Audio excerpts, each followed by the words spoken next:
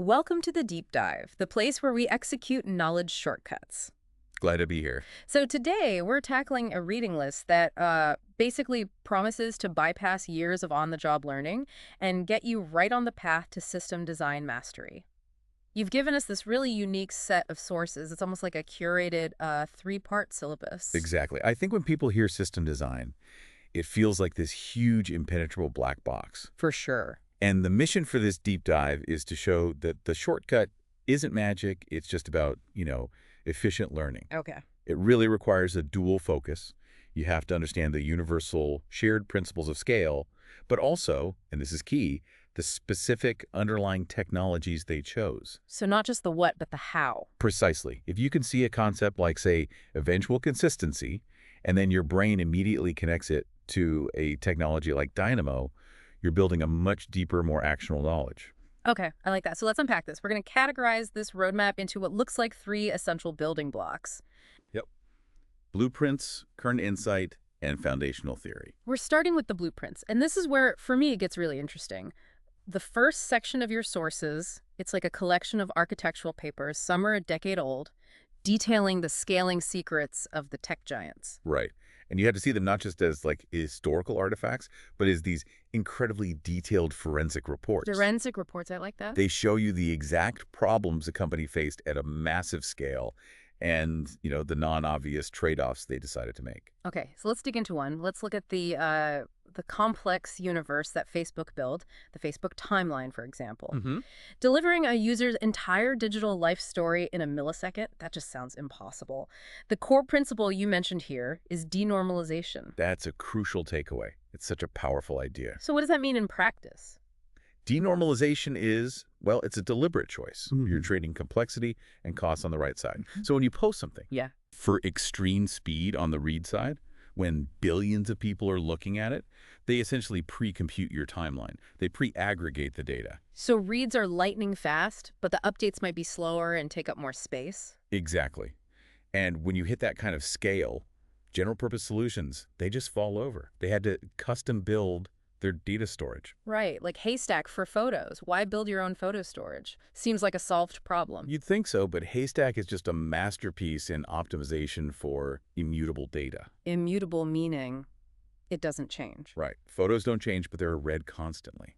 Haystack just strips away all the unnecessary metadata and file system overhead to make disk seeks super fast. It shows that even a simple problem, like storing a picture, becomes a huge engineering challenge at Facebook scale. And what about their most important asset, the social graph? It has its own specialized store, TAO. Yes, TAO, the Associations and Objects Model. It's basically a globally distributed, highly available graph database that's just built for insane read loads. So it's modeling everything as objects and associations, users, posts, likes, friends. Exactly.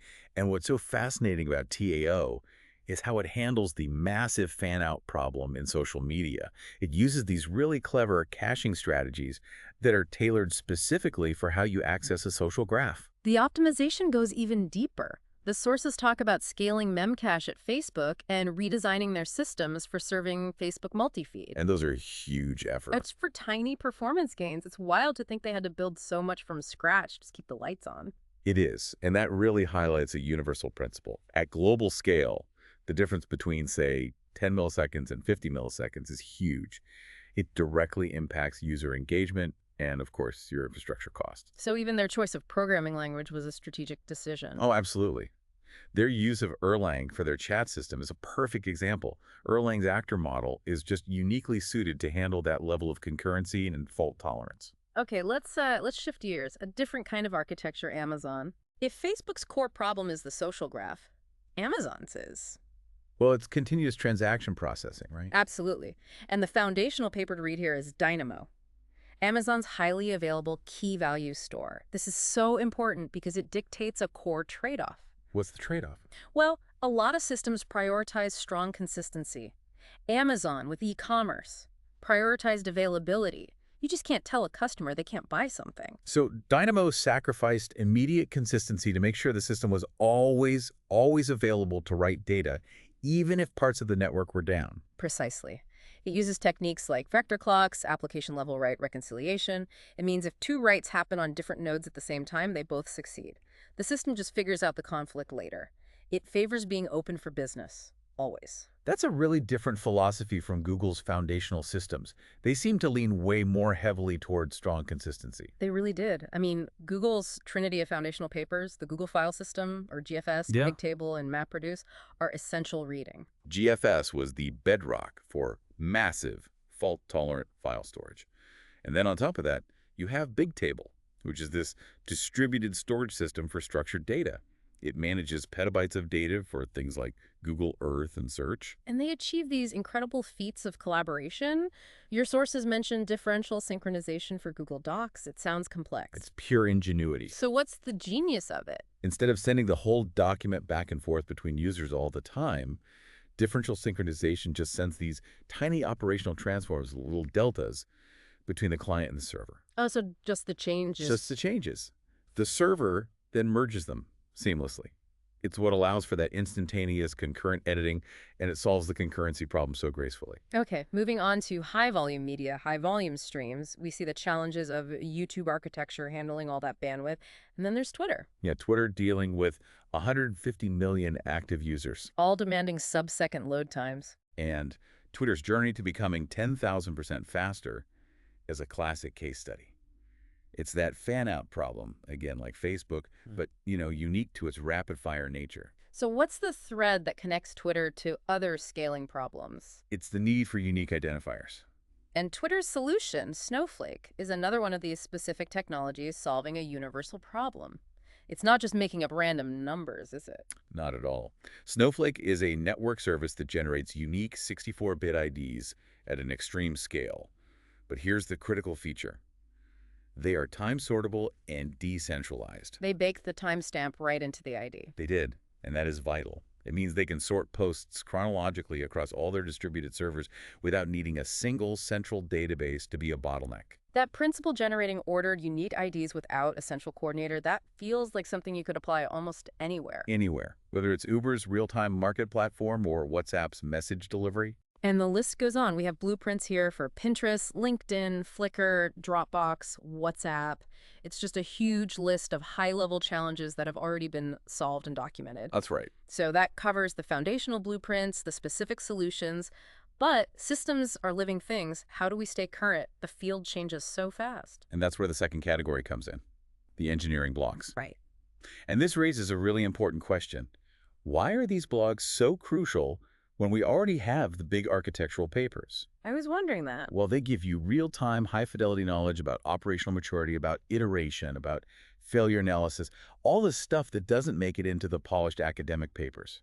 So it's the invaluable current insight from the people actually building and maintaining the tech. It's like the version 2 or version 3 of a system we read about years ago. Absolutely. I mean, if you look at the blogs from Netflix, for example, you get deep knowledge, not just on recommendations, but on resilience engineering, microservices, their A/B experimentation platform. And then companies like Stripe or Shopify. They give you crucial insights into financial transaction integrity and high-volume e-commerce. And we have a massive list here covering every domain. E-commerce, Amazon, eBay, PayPal, Shopify, social and content, Facebook, Netflix, Twitter, Reddit. It's a huge list. And then the critical tools and development companies, Asana, Docker, GitHub, Slack, Stripe. It's really a vast living library of what's working right now. And that takes us very neatly to the final segment, the bedrock. The theory. Exactly. After you internalize the operational reality from the blogs and the specific designs in the papers, you really need the underlying theory. Right, so the sources provide 3 specific books, and these are essential for building that foundational theory, for mastering system design interviews. Let's differentiate these. The first book, Understanding Distributed Systems, that one focuses heavily on the low-level fundamentals. This is your course on basically how computers talk. It focuses on the network stack, how messaging happens, and the various consensus models like Paxos or Raft that ensure multiple machines can agree on a single state. It's the groundwork for resilience and reliability. Then we have what people always call the classic, Designing Data-Intensive Applications, the DDIA book. How does this build on the first one? This is where we bridge theory and reality. It's all about how data is managed and persisted. I see. So while the first book deals with consensus in the abstract, DDIA dives into the specific implementation details. Different storage engines, transaction isolation levels, how replication works in practice.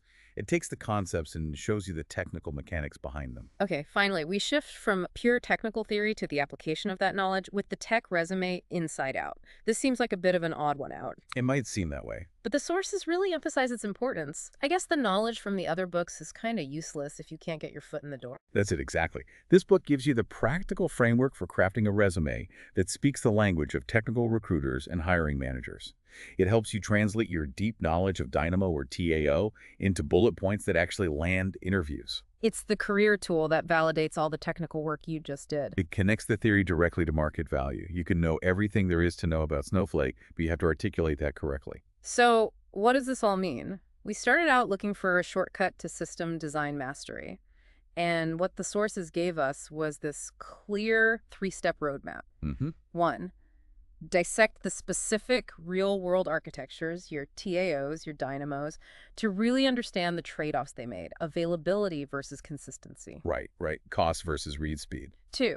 Stay current by just consuming that living library of engineering blogs, understand how these systems evolve And how they break. and how they break. And finally, 3. Solidify the fundamentals with those classic dense books on consensus, networking, and data-intensive applications. And if we connect this to the bigger picture, you see that knowledge accumulation isn't passive reading.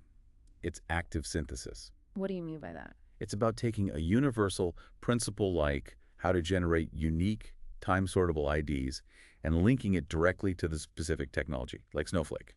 Once you can make that connection, you own the principle. It doesn't matter what company you work for. Thank you for providing us with these incredible sources for this deep dive. This really does feel like a comprehensive path forward. My pleasure. And I'll leave you with a final provocative thought to explore as you start studying these. Okay. We discuss highly available systems like Dynamo and eventually consistent systems like the Facebook timeline. Which architectural trade-off prioritizing consistency versus prioritizing availability presents the greatest philosophical challenge for you as an engineer? The true journey of learning really starts when you decide what kind of problem you find most compelling to solve.